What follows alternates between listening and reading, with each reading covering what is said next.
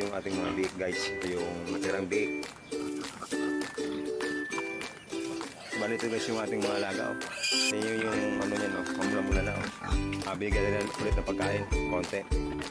Ito guys, native to. Native. Ayan, maliit. Ayan. Rhode Island Red yan guys. Rhode Island Red. Ayan. Ayan yung mga pula. Ayan. So ayun guys, magandang umaga. Nagbabalik si Kaprom nyo. So for today's video guys, ipapakita ko sa inyo yung bagong alaga nating biik. Kasi guys, yung inahin natin, hindi ko lang na-videohan mga nakarang araw kasi nga busy rin. So, pero ngayon, bibidyohan natin yung ating mga alagang biik. Yung nabili natin kay mama, meron tayong 5 piraso doon sa bukid, bagong biik. Saka 3 piraso dito sa yung kulungan nila mama. Iniwan ko dito, meron tayong bali 8 pirasong biik na ating alaga ngayon. So, ayun. Mamaya pakita sa inyo guys kasi nandito ako sa bahay. Ayan.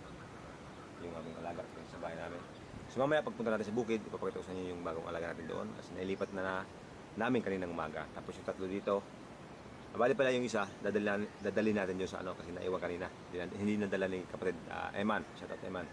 So yung isa, andito pa. So yun yung dadalhin natin mamaya sa bukid. Tapos ipapakita ko sa inyo yung mga ating mga natitira pang biik. So ayun.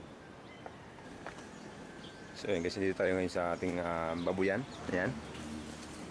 So ito yung ating mga biik guys. Ito yung natirang biik. Bali ito, may isa pa dito tayong kukunin. Para doon sa sa bukid. Merong 5 kasi yun. 4 pa lang yun doon. So magkukuha tayo ng isa pa dito. Siguro ito. Itong isang to. Tapos yung tatlo doon natin nilalagay guys. Doon sa yan. Doon sa ating kabilang kulungan. So ayan. So bali ang tira dito sa kabila, may 2 pang tira dito guys, 2 tira. So ayan. Dito sa kabila, meron din ditong, ayan. Meron pa ditong tirang, yun, 4 guys, 4. Dito pala yung iba, ayan. So ayan guys, dito pala yung 3. Ito yung nanay nila, so ayan, medyo payat na. So ito guys, mga 3 days, 5 days, hiwalay na rin to sa kanilang hinahin. So ayan guys. Yung 3 guys, nagka-problema, ayun tawag doon, nagka-gisgis. Yan, gisgis siya, pero pagaling na. Ayan. So ayun guys, mamaya, kuha tayo ng isa pa dito, sa kabila. Yun yung dadalhin natin doon sa bukid. Tapos yung 3 doon, bukas ko pala dadalhin sa kabilang kulungan kasi nga nagka-problema.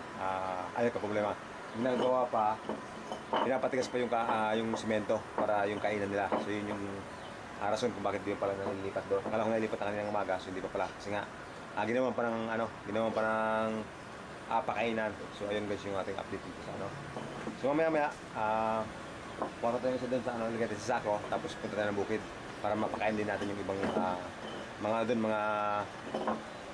mga biik, tapos yung ibang baboy. So ayun, tara.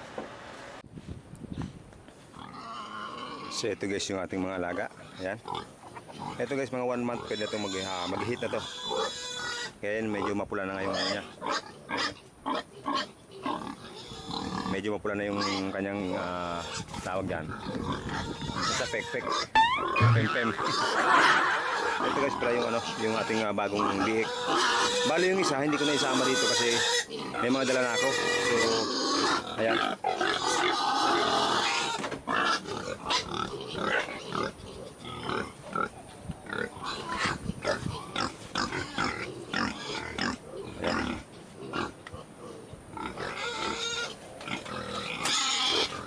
So ayun guys, linisan ko muna, pakainin ko kasi ang ingay.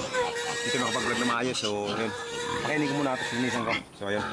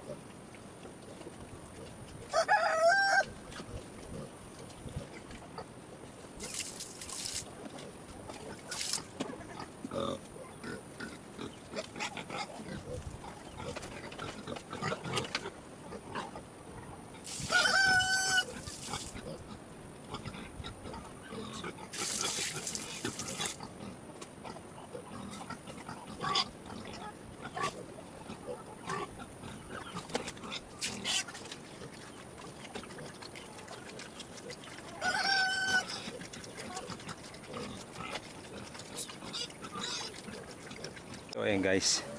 Bali binigyan ko lang muna. Mamayang hapon, yun yung walang pagkain nila. Mamayang hapon pa. Pero binigyan ko sila ngayon ng medyo marami-rami na rin yun. Kasi kanina ang iingay. So ayun, hindi na sila maingay ngayon. So, bali ito guys yung ating mga alaga. Oh.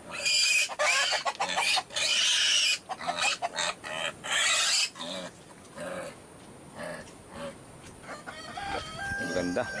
Nice one.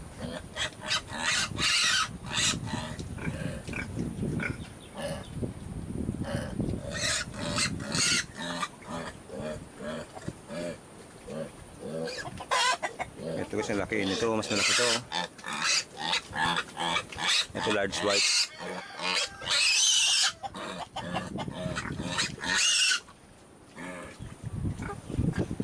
Ito guys, mga ano na to, mga 5 months na to, mga 6 months na to eh. Baka mga 1 month pa maglandi na yan guys, maglandi na. Kasi yung isa niyan, ito yung kabila. Pakita mama sa inyo. Ito guys. Yan yung ano niyan, no? Mamula-mula na, oh. Namaga na siya. So baka malapit na yan, malapit na yung mag-hit yan. Pero wala pa, mga 6 months pa lang to, so hindi pa yan. Mag 7 months o 8 months pwede na yan mag-hit.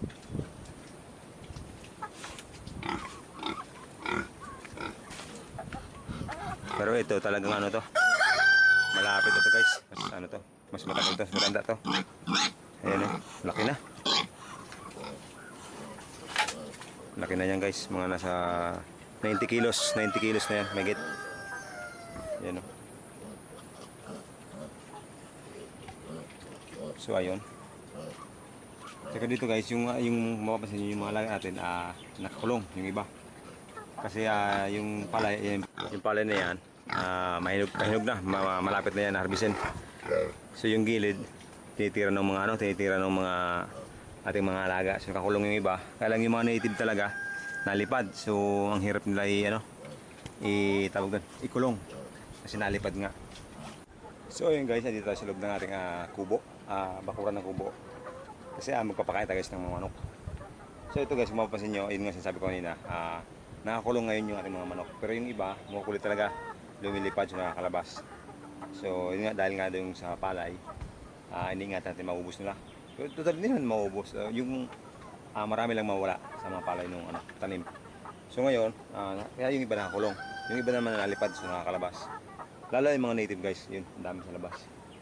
So, ayun. Pero yung ito yung ating bagong bili natin, yung ating decal brown. So ayan, 4 months old o 5 months old na rin ito ata. So ayan, sila yung nasa kulungan. So yun yung nasa kulungan. Tapos yung ibang Rhode Island Red, ayan, tulad nito, ayan. Ito kasi bira ito, di siya nakakalipad masyado. So yung iba, saan yung iba? Ito, yung dalawang Rhode Island Red, ayan, nasa loob. Pero yung sa aso na isa, ay dalawa pala yan, nasa labas. So ayan, pero yung karamihan yan sa loob, ayan. Saka yung pabo, ayan, nasa loob sila, yung mag-asawa. Siluin nga pala guys, kung napapansin nyo, wala tayong masyadong upload about sa pabo. Kasi nga yung itlog nila ay yung napisa, namatay. So hindi ko lang alam kung bakit namatay, bigla lang namatay. So ayan. Pero at least andan pa yun yung nanay, so makakapag-breed pa tayo. Ayan. Mga alaga, so siguro pakain natin. Ayan. Dito ko sinasabit yung pakain nila kasi yun o, palaging tinitira pag nasa baba. So ayan, para hindi nila mapansin, dito natin pakain sa loob. Ayan o. Ayan. So yun guys, alam nila kung asan yung pagkain nila. Napasok na yan. Yung iba na sa ilalim. Ayun o, para papasok yan. Ayun yung iba o.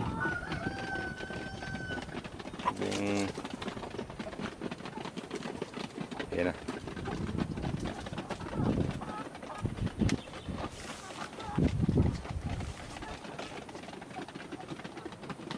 So ayan, bigyan natin ng iba. So ito guys, yung dating kubo natin. Di tayo natulog. So ayan, ginawa na natin ano, kulungan ng manok. So bali, ito guys, mangyari to, paitlogan na lang to ng manok. Ito tatanggalin natin to. Ito tatanggalin natin to. Ito, ding. Ililipat natin doon sa ating kubo taas. So ayan guys, ito yung kubo sa taas. Oh. Ayan, mamaya pakita ko sa inyo yung mismong kubo. Pero dito muna tayo sa ating mga manok. Ayan.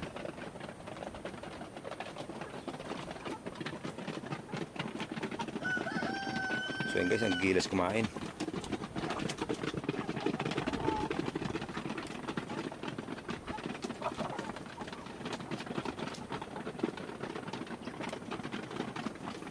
So ating guys, mga busog na yan. Dami na nakain yan.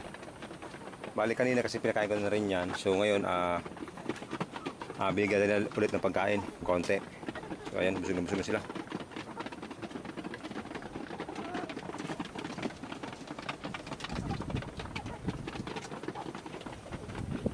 So yung iba guys, ayan, tulad nung nasa labas sila ng kulungan. Pero meron namang ano yun, meron namang bakod sa kabila. Kaya lang nalipad talaga sila. So ayun guys, tayo labas muna tayo dito sa ating kulungan. Ipakita sa inyo guys yung mga itlog ng ano, ng mga Rhode Island Red. Ayun, ang dami na naman. So baka mamaya kuha natin to, tapos ilagay natin sa incubator. Ayan. So, meron tayo dito sa taas, good news, mamaya pakita ko sa inyo. Bago yun, ito yung ano, ating mga itlog nandito sa loob ngayon. So ayan sigla guys. Meron dito sa kabilang pugad, ayan, 4. Ang laki na ito. Siguro guys, ano to, bugok to. Kasi yung kalimitan ng mga lalaki guys, bugok. Yung nandun sa incubator ko, yung ano, kalimitan ng mga lalaki bugok. So, ito, asa ito to, laga natin to, laga. Ito good to, ayan o. So yun, meron tayo yung 4. Tapos dito, ito guys, native to, native, ayan o, maliit. Maliit yan. So, pero sama natin sa ano yan, iwi natin yan. Ito yung 5 plus 4 siyam. Kasi ito hindi ito native to eh. Siyam 10, 11, 12, 13 guys. So meron itong 4. So di si 7 guys, 17. Ay di, itong isa dito guys, butas to, ito, butas to. Ayun oh. Siguro guys pag ano, ayan may tinamaan ng paa. So siguro pag napasok sila dito sa ating pugad, tinamaan ng kuko, matalim yung kuko. So ayun, na bubutas. So ito, iwi natin to. Pang-ulam to, pang-ulam. Ayan guys. As dito sa taas, yung ano, yung naglilimlim na native dito guys. Ayun, pisa na. Narinig ko kaninang umaga. So, tinignan ko meron ng isa. So ngayon, tingnan natin kung ilan na yung nag-crack. So ayun, tara. So ayun guys, medyo madilim lang. Pero sana makita natin. Ito, ang kinaganda dito guys, native na to guys. Mabait ito, mabait. Isa pa lang guys. Ay di, dalawa na. So itong pinagkarkang guys, alisin natin to kasi nakakasugat diyan ng ano ng sisiw. So ayan. Yan isa. Dalawa na guys, dalawa na. Dalawa na yung tatlo. Meron dito pala sa gilid, ayan oh. Meron dito sa gilid ng isa. Kaya lang, ayun oh. Tatlo na guys, tatlo. Itong isa na to parang mukhang crack to. Ayan o. Ito guys parang bugok to. Ayan o. Ang laki niya. Tapos may mga crack sa gilid. Ayan o. Ayan o. Sana pero ewan ko kung mabisa to. Tsaka pakita ko sa inyo guys yung sisiw. Ayan o. Ayan. Rhode Island Red yan guys. Rhode Island Red. Kaya lang crossbreed na yan guys. Native to cross sa Rhode Island Red. Crossbreed yan guys. Ayan o. Native. Maliit siya pero kulay red. So ayan. Yeah. So ayan guys, meron tayong mga season naman na bago. So dati meron dito sa mga ano, yung natawag dito sa amin tarin. Meron na siguro mga nasa 7 ata yun, mga tarin. So ayan guys, papasok na yung isang So ayan guys, papasok na yung isa dito. Mangingitlog na naman yan. Mangingitlog yan na maya mangingitlog yan. So ayan o. So ayun guys, good news na naman tayo. Ayan, meron naman tayong pisa. So yung ibang native natin guys, ayun, meron, ipakita ko sa inyo guys, yung isang native dito. Nahuli ko siya, ayan. Galing dito sa loob kanina. So nung tinignan ko, may itlog. So ayan, ito guys. Oh. Ayan. Ito kanina, nung nagpakain ako guys, ayan. May lumabas itong inahin. Yung kulay puti na inahin. So nung ginanong ko siya, yung inano ko, ayan, may itlog na isa oh. Ayan oh. So ayan guys, tingnan natin yung itlog. Ayan oh. So dyan muna natin yan. Pero hindi ko rin yan guys papaanohin dyan kasi delikado. Delikado yan guys. Ayan oh. Kasi ito, daanan ng tubig. Ayan oh. Daanan niya ng tubig guys. So delikado. Hindi rin siya makakapag-focus sa pangingitlog. Kasi pag umulan, yari siya, yari. Dadaan siya ng tubig talaga. So hindi ko rin siya tawag tolerate siya dyan. So kasi maraming tulad dito guys, maraming pugad dito. Ayan, pugad to. Pugad. Ayan, puro 4 na pugad dyan. So hindi siya namimili dito. So ayan. Sa loob, may pugad din. Kaya lang ayaw niya sa loob. So ewan ko yun sa kung bakit. Palagi yun. Palagi nasa labas. Yun, tapos doon sa gilid, may lupa. So ayun. Kung natin yung mamaya, siguro bukas na. Tapos gawa tayo siguro ng ibang pugad dito sa taas. Ayan, sa taas. Kung baka ayaw niya dito sa gilid eh. So magawa tayo ng pugad. Tapos ito pala guys, ito yung ginawa ko naman sa sa ating tawag doon pato. Ayan. Pero guys, kalimitan ko nakikita balahibo nung pabo. So baka pabo yung mga itlog dito. So ayan. Bahala na kung sinong mauna, bahala na. Pero gagawa pa rin ako guys ng isa pa dito sa gilid. Ayan. Para kung sakaling may mga itlog na iba, so pwede sila dito. So ayun guys ang ating update dito, ating mga alaga. So goods naman, goods. Kaya lang guys, hindi pa masyadong stable yung ating mga nangingitlog. Ayun, tulad na ngayon, kakaunti lang yung itlog. Siguro nasa, ayun nga, 17 lang. Siguro nung last na tayo, nag-incubator, siguro mga 10 days ago. So ngayon dapat at least nasa 25 pieces na yan. Kaya lang yun nga, nagka-problema tayo sa pangingitlog nila. Yung iba sinipon, yung tulad nung sa bahay, meron doon sinisipon na saso. Isang saso kong sinisipon. Tapos yung isang Rhode Island Red ko, sinisipon din. So ayun, kaya nakahiwalay sila dito sa ating mga alaga. Nakakulong sa bahay. So ayun, ginagamot natin. So hopefully sa mga sunod na araw magmaling na siya. Maling na. Para naman continuous na yung ating mga itlog. So ayun guys, ayusin ko lang muna yung kubo, yung mga tawag doon yung net para hindi nakakalabas yung ibang manok. Yung ibang manok guys. So ayun guys, kuha natin yung mga itlog para ating ilagay sa incubator. So ayan, may ipot. So ayan guys, ating mga itlog. So kuha natin lahat. So ayun guys, kung mapapansin nyo, may mga manilaw. Itlog din guys ng Rhode Island Red. Ito yung mga puti. Ito mga puti na to. Itlog to ng saso. So ayan guys, parang mas dominant yung guys, yung mga saso. Mas maraming itlog nila. Unlike sa mga Rhode Island Red. Kasi mga payat yung Rhode Island Red guys. So ayun, yun siguro yung rason.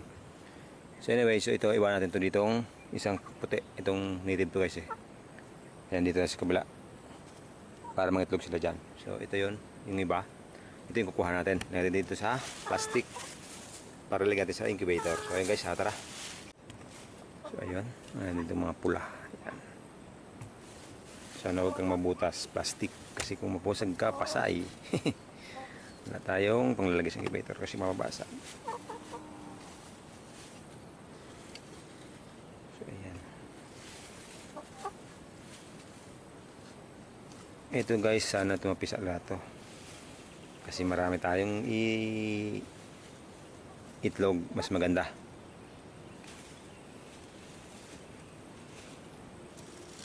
Yan. Mas marami nakasalang guys sa ating incubator, mas maganda kasi para hindi na sayang yung ating incubator naman. Yan, ito kuha natin to guys kasi butas to no. So pwede natin iulam to mamaya. So yun guys, nakuha natin yung itlog. So uwi muna tayo para maisala natin sa incubator. Bali, disinfect muna natin ito sa bahay.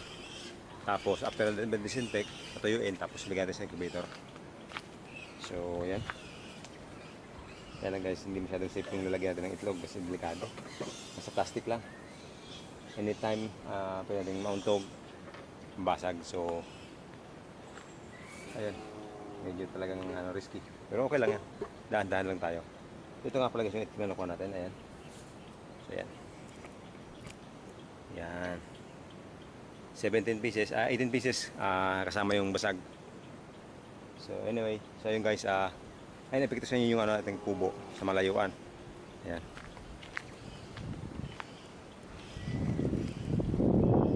Ayan ating kubo. Siguro mga nasa almost 70% to 80% na to guys. Bali ito, ayan. Medyo magulo pa lang, hindi pa nalilinisan eh. So ayan, yan ka naman napakita. So hanggang doon muna lang pasilap natin sa kubo guys kasi madumi pa. Hindi pa nakapagalinis. So siguro mga susunod na video, malinis na ako. Kulang pa, wala pang dingding yung iba. Tapos madumi pa. Hindi pa nalilinisan. So siguro mga susunod na videos guys, ipakita ko sa inyo yung update dito sa ating kubo. So goods. So tara guys, andun tayo sa bahay. Tapos yun nga, magsalang tayo ng itlog sa incubator kasi konti lang yung salang doon. Siguro mga nasa 18 pieces na lang. Kasi yung nauna, na pisa na. So tara, magsalang tayo ng itlog sa incubator. So ayun guys, bali ito lang yung na natin pwede natin isalang kasi yung iba tinignan ko may crack yung iba, tapos yung iba naman is talagang totaling may damage siya. So ito good to guys. So pwede natin itong isalang 15 pieces. So ayan. Bago natin isalang guys, itong incubator natin, maglinis tayo. Ayan. Yeah. Alisin muna natin guys yung yung mga shell na pinagpisaan guys. Ayan o. So ito, gagamitin natin ito pang pang lagay sa tanim natin, mga tanim. Ayan. Ayan. Ayan, medyo madumi nga lang talaga. So ito guys, inaantay ko itong pumisa. Kaya lang tagal na, pero pwede pa yun. Antayin natin. Pero over yan guys. Ito wala, bugok to. Ayan o. Bugok to. So yan guys, over na yun. Siguro mga nasa 23 days na yun. So, mala na. Kung tingnan natin kung mapipisa pa o hindi. Kapag hindi, di okay lang. So ayan, medyo madumi na guys yung natin. Pero hindi ba natin pwedeng tanggalin kasi nga may nakasalang pang iba. So yung pwede lang, tanggalin natin. Ayan yung mga konting dumi. So ayan yung silalim. Kasi may sapi naman na karton. So siguro okay pa naman yan. Tanggalin natin yan. So pag napisa na lang to. Kasi siguro mga 8 days o 7 days mapipisan na rin to, itong second batch natin. So ayun guys, so ayun, isalang natin yung ating bagong itlog. So 15 pieces yun. So ito yung gamitin natin. Ayan, dito natin ilagay itong kabila. So yun guys, bali yung natin yung itlog. Hindi ko na pinakita at nag-sign pala ako. Nilagay ko ng mark para yung pag nagbabaliktad tayo makakita natin kung ano yung kung saan tayo magbabaliktad. So ayun guys, tara, lagyan natin yung iba. Ayan, sa X muna tayo guys. X muna tayo. Ayan, para sa sunod na araw o bukas, kasi gabi na o hapon na, guhit naman. So ngayon X muna natin yan. X. Yan. So malaki talaga yung itlog ng ng saso. So siguro mga nasa extra large ang itlog ng saso. Super laki. Yung mga puti guys, yung mapapansin yung mga puti, saso yan. Malaki talaga silang itlog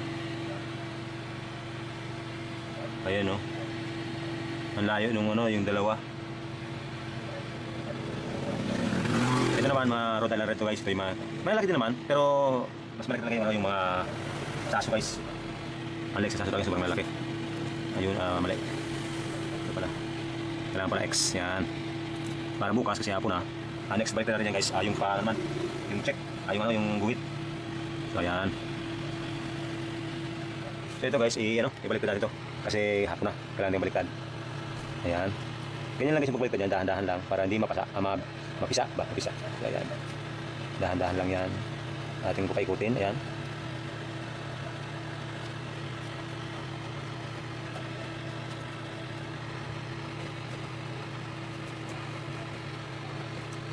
Yan. sumobra. Ito pala yan. Ito yung iba. Ito guys, hindi ko nagkakamali, siguro mga nasa 13 days na to guys. 13 o 14 days na to. So malapit na siya mapisa guys. Konting pag-aantay na lang, mapisa na yan. So sana mas marami mapisa dito, unlike dun sa kabila guys. So halos sobra lang kalahati kasi nilagay natin 25, wala lang kalahati guys, napisa lang nasa 11, 12 kung sakali mapisa pa to, pero parang hindi na guys. Pero antayin natin sana mapisa pa. So ayan guys, yung total na ano natin. Ito yung dalawang pato. Itong pato guys, good yan. Sinili po na yun sa sa handling goods, nagalaw sila. So magkatagal tayo ng ano yan, 30 days yan guys eh. Ang manok 21 days. Pero magbila tayo ng 19 to 21 days mag-start siya mapisa. So ayan guys, natin isa lang, 15 pieces. Tapos sa mga susunod, try natin kung meron pa tayong may salang. Ayan. Hindi man tayo guys makapagsalang ng marami nung isahan, unlike so yung sa iba talaga nakakasalang sila ng 50 pieces ng kada salang. Tayo dahil yung ating mga nangingitlog is may problema, yung iba payat, yung iba sinisipon, tulad yung dalawa ngayon na inahin ko, may sipon sila. So siguro natin na gumaling pa tayo makapagsalang ng marami. So antay lang tayo siguro ngayon kasi okay na yung panahon, mainit na. So sana hindi na matapos na yung pag-isipon ng mga manok natin. So yun guys, tapos na yung video natin. Yun lang naman.